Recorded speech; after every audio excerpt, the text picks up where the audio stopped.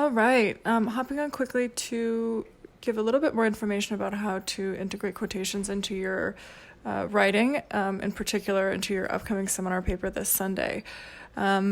During this quotation, we have a primary goal, which is to achieve a sort of seamless weave of the quoted material into your own written work. So there's, I guess, three sort of ways to do this, or at least three subcategories of strategy that you can sort of apply to achieve this seamless weave.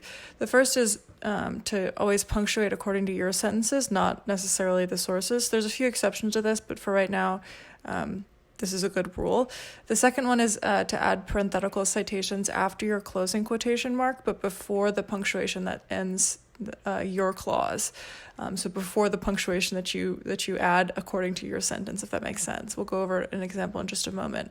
And then the third is to add brackets to words that you have to add in order to provide your reader with more context, so they can understand the quotation a little bit more easily.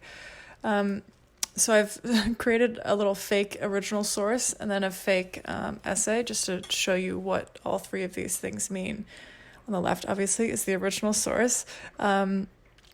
I have just written it about this presentation that I'm giving right now. The only things that are really important are the sections of the original source that I am using in my essay. This is your essay on the screen, but obviously I wrote it. So the phrases that I'm actually quoting are how to integrate quotations into your writing. You'll notice that the period in the left-hand original source side is grayed out. That means it doesn't sort of transfer over into my writing.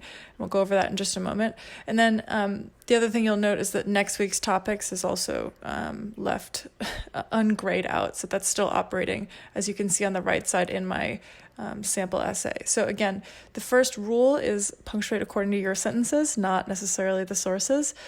So you'll see again on the left-hand side, we have that period at the end of writing. On the right-hand side, because I'm not finished with the sentence that my essay is writing while quoting this word writing, there's no period. I do not include the period. Again, you want to punctuate according to your sentence. So if I read my sentence aloud, you'll be able to see that the period doesn't necessarily belong there, so I've left it out of the quotation. The author begins her presentation by promising to show her viewers not just how to integrate quotations into your writing, but also how to think of this lesson in the context of next week's related topic. So again, as you see, the goal is to punctuate according to your writing, even if that means you're eliminating what's between the actual quotation marks that you are having in your integrated essay.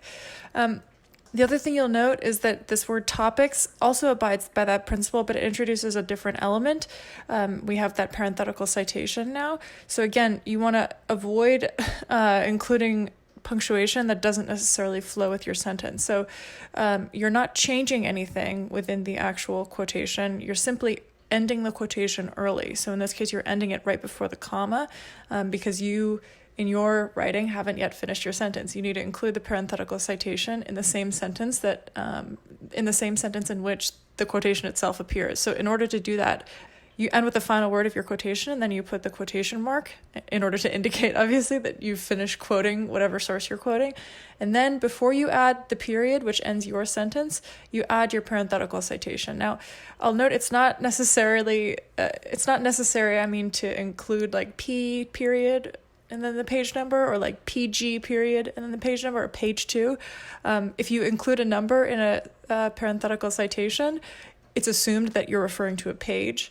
If you're quoting a poem, sometimes you would refer to a line number, and that's also sort of self-explanatory. You don't need to say line, whatever it is, or LN or L period, whatever it is. It's sort of implied. It gets a little bit more complicated, and there are some exceptions to that rule, the more sources you add, but you don't need to know that at this point in the semester. We'll get into the weeds, so to speak, when we get into the research section towards the end of our class. So again, you want to include your ending quotation mark, and then you do like a space, right? And then you open your parenthetical page number citation, add only the number, close the parenthetical page number citation, and then add the period. Now, the period, again, is ending your sentence, not necessarily the sentence that happens in the original source. It's not a problem, though, that that you're adding a period and you're ending your sentence even if the quoted material doesn't actually come at the end of a sentence in the original source, that's not a problem because you're not putting the period inside the quotation mark. Now, if you've read really carefully, you've already spotted that I've added a word within brackets. So again, on the right side of my screen, you see next week's related topics. That's everything that's inside the quotation marks. But I have this word related, which doesn't actually appear in the original source. The reason I've done that is because sometimes it's helpful to add in a word into the original quotation that you're reproducing for your reader in order to give your reader a little bit more context about what exactly they're reading. So in this case, again, I've added the contextual word, but I've included brackets. Now, brackets always signal to your reader that whatever is inside those brackets does not appear in the original source quotation. So instead of opening a quotation with the word next, and then weeks, and then end quotation, and then writing related without the brackets in your own words outside of a quotation, and then opening a quotation back up and saying topics, end quotation, that's a little messy. So it's much more efficient just to put the word related that you've added in brackets. Now, you can't add the word related unless you actually have the brackets, because if you add the word related and it doesn't actually appear in the source text, but you don't indicate that you've actually added it, then you're not, the quotation is inaccurate. And you always want to sort of preserve both the sanctity of your quotations because you want to treat them nicely, but also you want to make sure that their context isn't violated either. So sometimes it's useful, like I said, to add some bracketed context words. So again, we have 3 principles that help us achieve a seamless weave. The first is punctuating according to your sentence structures and not the sources. Once we get into what exactly a phrase is and a clause is and everything, this first rule of thumb, so to speak, will become a little bit more clear and apparent, but for now, it's a good rule.